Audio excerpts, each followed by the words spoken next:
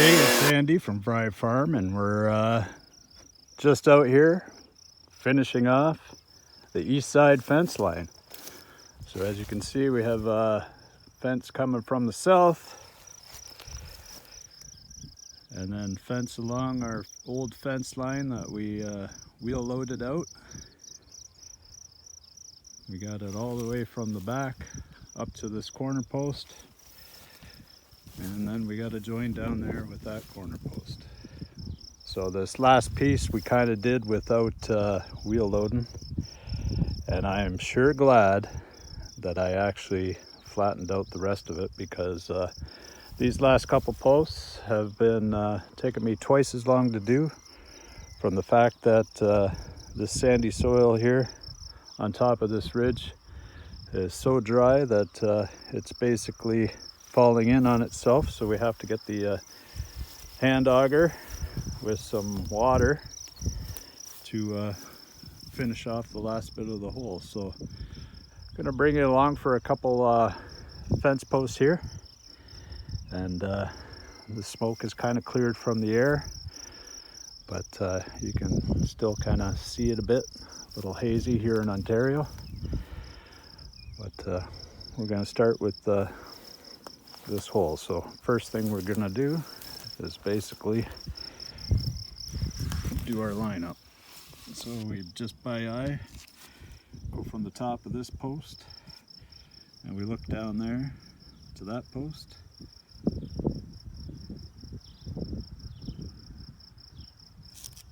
and then we look down here, and we should have a hole in line with our cross post, which is right there. And then I got some more posts in the bucket. So let me get everything ready here, and then we'll start digging some holes. So we have our hole dug, and as you can see, the sand kind of falling in on itself. So we got to add some water. Now this has kind of been a rare circumstance. We did all these fence posts so far without having to add any water, but with the dry conditions and the fact that there's a bit of a blown sand drift here that we're putting a post in, that we're going to have to add some water here. So basically what we do is we just pour water into the hole.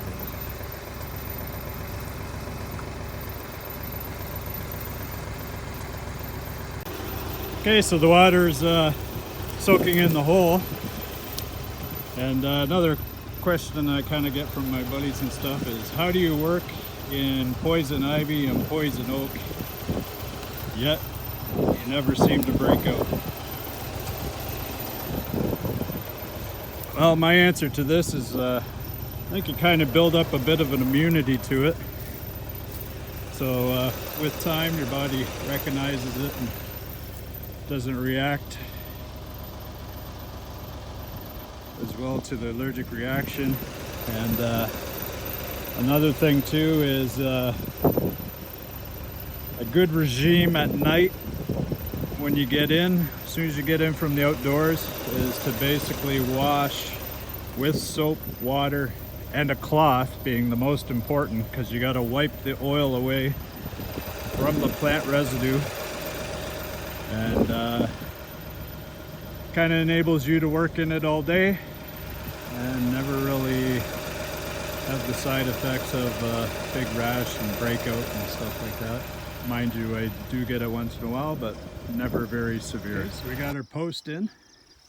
So our next step is we're basically going to put this cross beam like that one between the two posts. I do that before I fill in the post. That way I'm at the proper length, and if I need to do some trimming, I do that all before the post is set in. I drive in 2 nails on each post to kind of act as a landing. And then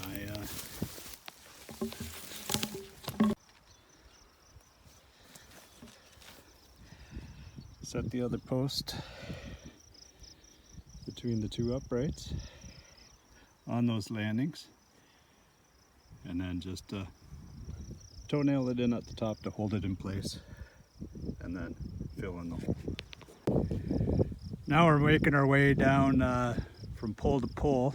What I like to do, this is kind of the best tip I have, is I take these electrical fencing posts that are nice bright yellow, easy to see from distances, and I basically just did what the Egyptians did and paced between the two posts,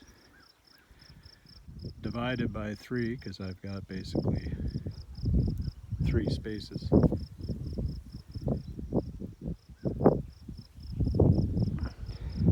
And now we got to line them up. So basically we're going to do just like the Egyptians did.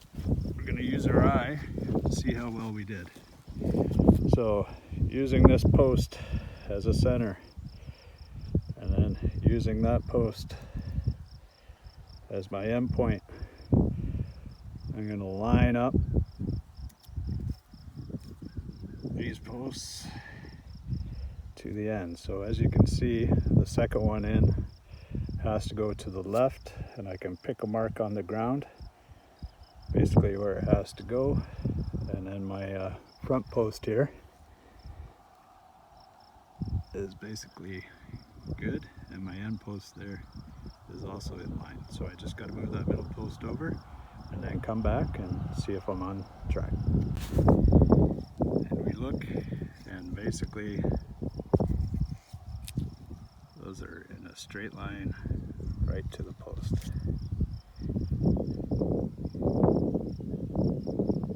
So it looks good. Okay, so it looks like we just got to back up a little bit.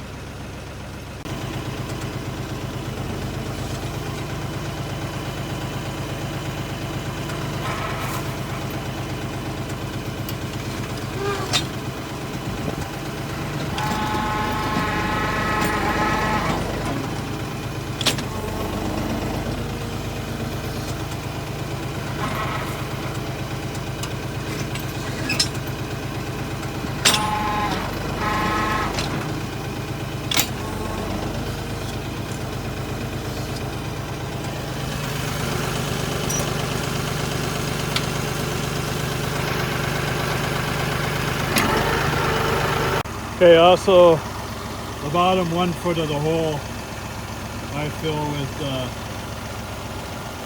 some rock and gravel just for drainage, especially in the sandy soil. Basically what happens is the fence post just forms a cup. All the water goes down the pole, and then it sits at the bottom and rots the pole. So if you put some gravel at the bottom, in the bottom 1 foot, basically whisks the water away from the pole and makes it last supposedly a few more years longer. So we'll see how that goes in 10 minutes.